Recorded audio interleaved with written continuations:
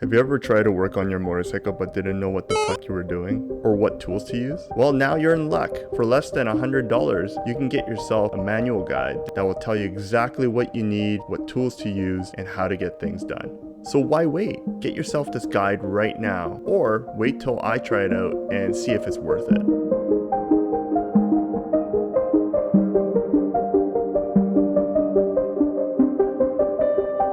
Okay guys, for this video I want to introduce you guys a new book that I got, which is Clymer Harley-Davidson Motorcycle XL Sportster from 2014 to 2017 Manual. And the purpose of me purchasing this book is to give myself foundation on how to do my own maintenance, troubleshooting, and repair as it's stated below here on my Iron 883. I know that the time frame of this book isn't really covering my 2020s Iron 883, but there hasn't been much of a big change after 2017 other than maybe putting on ABS brakes, which I'm not going to be screwing around with. So I took a gamble and purchased this book to do a lot of DIY on my Sportster.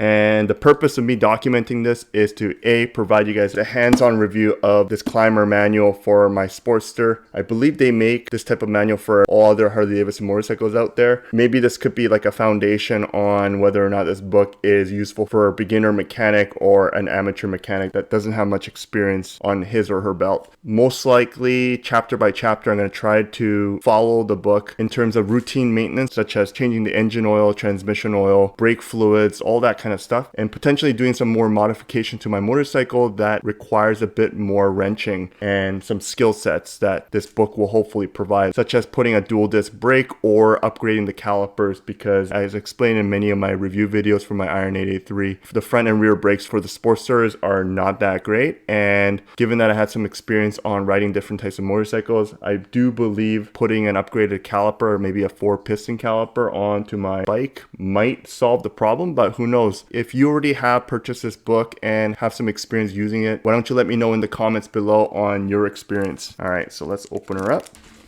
So here's the book.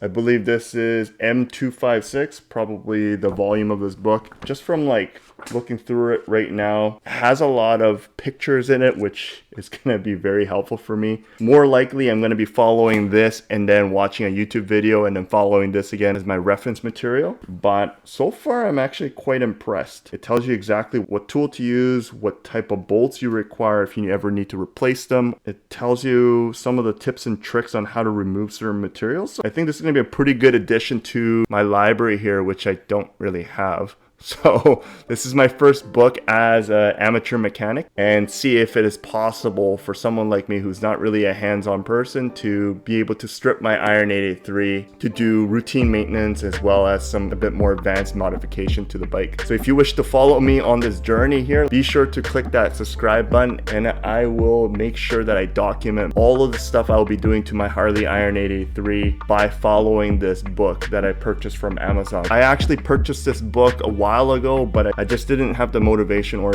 felt like I needed to open this right away because my garage wasn't really ready for any maintenance for my motorcycle. Now that I have cleared it out and have some decent working space and a cool tool chest, I think it's now time for me to start maintaining and doing stuff to my motorcycle. First thing I'm going to be doing is an oil change, which should be quite simple to do, and then probably moving on to transmission oil. Ride safe, ride prepared, ride on.